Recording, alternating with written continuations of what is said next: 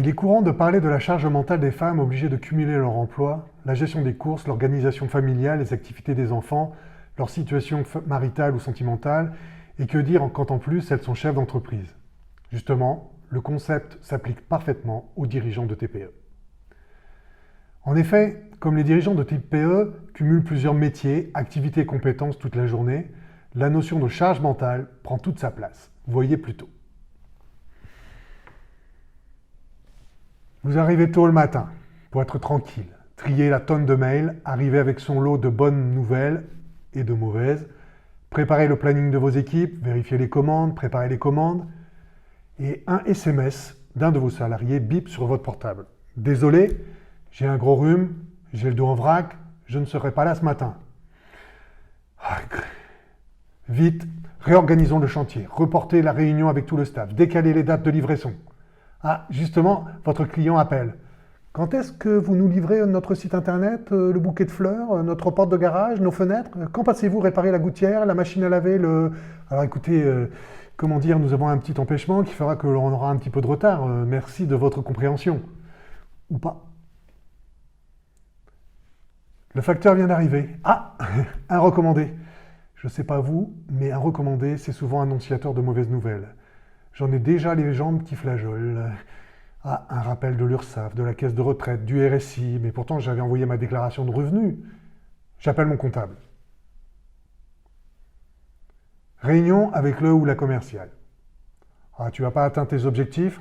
Tu ne sais pas où chercher de nouveaux clients? Bon, écoute, ne déprime pas, on va prospecter sur de nouveaux segments de marché, améliorer notre offre. Ah bon, l'équipe de production ne va pas assez vite et le client n'est pas content? Réunion avec l'équipe de production. Comment ça, vous ne pouvez pas avancer? Quoi, le fournisseur n'a pas livré les pièces à temps? Vous attendiez la validation du client? Mais il y a des procédures pourtant. Bon, j'appelle le fournisseur. En plus, je dois anticiper pour les prochains mois, sinon mes stocks auront fondu et je ne pourrai plus honorer mes commandes. Bientôt midi, je vais pouvoir souffler. Guy, on pourrait parler 2 minutes? Ok, oui, ferme la porte. Je trouve que j'ai bien travaillé ces temps-ci. Est-ce que il serait possible d'avoir une augmentation? Bah, écoute, il faut que j'y réfléchisse, on en reparle la semaine prochaine, fais-moi une proposition. Bon, si j'augmente son salaire, ma trésorerie va en prendre un coup. Bon, cet après-midi, je me fais un petit prévisionnel de trésorerie pour voir où j'en suis. SMS d'un salarié. Mon fils est malade, je suis obligé de le garder. Ok, il faudra que j'avance ces dossiers. Est-ce que j'ai accès à la sauvegarde? Bon, pas le temps de déjeuner, je réchauffe un truc au micro-ondes, je pourrais faire mon courrier en même temps. Le téléphone sonne. Ah, bonjour cher client. Une remise de 20%? C'est pas compliqué à faire. Ben si, quand même. On se connaît depuis longtemps, non? Oui, mais... Ben bon, je vais voir ce que je peux faire. Bon, cet après-midi, je dois envoyer plusieurs propositions à des prospects, préparer des commandes à expédier ou à réachalander, la boutique. Oh, puis j'ai 7 appels d'offres à terminer, là, j'en ai pour 3 heures au moins, quoi. Ouf, tout le monde est parti. Je vais pouvoir faire la compta de la semaine au calme. J'ai plein de factures en retard. Ah, et puis, bon, c'est la fin du mois, il faut que je verse les salaires. Mais est-ce que j'ai envoyé les données au comptable? Ma déclaration de TVA, est-ce qu'elle a été faite? Oh, il y a une erreur dans la facture de l'opérateur téléphonique. Il va falloir que je m'en occupe lundi matin. Le téléphone sonne. Ah, cher client, une remise de 25%. Ah bah ça tombe bien, je suis dans la compta. Au revoir.